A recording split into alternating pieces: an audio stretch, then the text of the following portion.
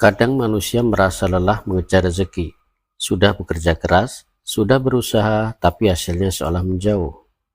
Namun, siapa sangka, rezeki justru datang saat kita berhenti mengeluh dan mulai percaya pada jalan Allah. Inilah kisah Abdullah, seorang lelaki desa yang hidup sederhana, namun di balik kesulitannya, Allah tunjukkan kuasanya dengan cara yang tak pernah ia duga. Abdullah tinggal di sebuah desa di pinggiran lembah subur. Ia seorang tukang kayu, hidup bersama istrinya, Maryam, dan seorang anak kecil bernama Hasan. Setiap pagi, Abdullah memikul kapaknya menuju hutan. Tangan kasarnya menebang batang pohon, menyiangi ranting, dan mengangkutnya ke pasar. Namun, beberapa liburan terakhir, kayu di hutan semakin sulit didapat. Hasil jualan menurun. Utang di warung meningkat, sementara Hasan sering sakit-sakitan. Malam itu, di rumah sederhana dari anyaman bambu, Abdullah termenung. Suara hujan mengguyur atap, sementara Maryam menenangkan Hasan yang demam. "Aku sudah berusaha, Maryam," kata Abdullah lirih, tapi seolah rezeki menutup pintunya. Maryam menatap suaminya lembut. "Jangan berkata begitu, Bang. Mungkin Allah hanya menunda, bukan menolak." Kata-kata itu sederhana, tapi seperti cahaya di hati Abdullah. Keesokan harinya, ia berangkat lebih pagi. Langit masih gelap, embun menempel di ujung daun. Namun nasib buruk belum selesai. Saat menebang pohon besar, tali tambat kampaknya terputus dan batang kayu menimpa kakinya. Ia terjatuh kesakitan. Hari itu ia tak membawa pulang apapun selain luka. Beberapa hari kemudian ia tak bisa bekerja. Maryam berusaha menjual kain tenun buatannya, tapi hanya laku sedikit. Makanan di rumah menipis, utang makin menumpuk. Suatu malam Abdullah duduk di serambi rumah, menatap langit. "Ya Allah," doanya pelan. "Aku tahu rezeki bukan dari pasar, bukan dari kampak, bukan dari manusia, tapi darimu. Tunjukkan aku jalanmu." Air matanya jatuh, tapi malam itu hatinya tenang.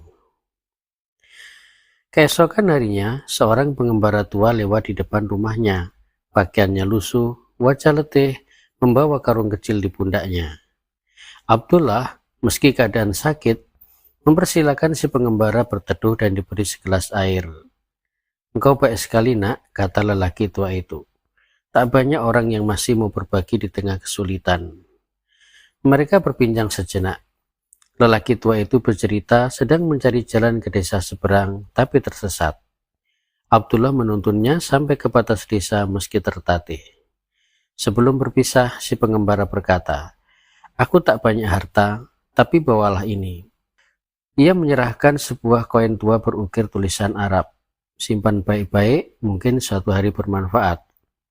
Abdullah menerimanya dengan senyum sopan tanpa berpikir banyak. Hari-hari berlalu, keadaan belum berubah. Abdullah mulai putus asa. Koin itu ia simpan di kotak kecil bersama mushaf tua milik ayahnya. Setiap malam, ia membaca Al-Quran sambil menatap koin itu, seolah mencari arti. Suatu malam ia membaca ayat, "Barang siapa bertakwa kepada Allah, niscaya dia akan memberinya jalan keluar dan memberinya rezeki dari arah yang tidak disangka-sangka." Quran Surat At-Tolak ayat 2-3. Hatinya bergetar. Ia mulai yakin, mungkin pertolongan itu belum datang, tapi pasti sedang menuju padanya. Beberapa hari kemudian, datanglah seorang pedagang dari kota mencari tukang kayu yang bisa memperbaiki gerobak yang rusak. Tak ada yang bisa kecuali Abdullah. Meski ia masih pincang, ia menerima pekerjaan itu. Saat memperbaiki, pedagang itu melihat koin tua yang tergantung di dinding rumah. Matanya membesar. "Dari mana kau dapat koin itu?" tanya sang pedagang. "Seorang pengembara memberikannya padaku," ucap Abdullah. Pedagang itu terkejut. "Itu bukan sembarang koin. Itu koin perak kerajaan lama. Aku mengumpulkannya untuk museum di kota. Harganya tinggi, bahkan bisa menebus beberapa tahun hidupmu." Abdullah terdiam. Ia tak menyangka benda kecil pemberian orang asing itu ternyata sangat berharga. Pedagang itu menawar dengan harga besar, cukup untuk membeli tanah, memperbaiki rumah, dan membuka usaha kayu sendiri. Abdullah menatap langit dan berisik, "Subhanallah, benar, Engkau datangkan rezeki dari arah yang tak disangka. Sejak hari itu, hidup Abdullah berubah. Ia tak lagi sekedar menebang kayu, tapi membuka bengkel kayu kecil di desanya. Ia mempercayakan para pemuda yang menganggur. Setiap kali ada orang datang mengeluh tentang rezeki, ia tersenyum dan berkata, "Aku pernah merasa rezekiku hilang, padahal yang hilang hanyalah keyakinanku." Ia sering mengingatkan, "Jangan takut miskin jika kau masih punya hati yang memberi. Karena rezeki itu tidak datang karena banyak usaha, tapi karena banyaknya tawakal."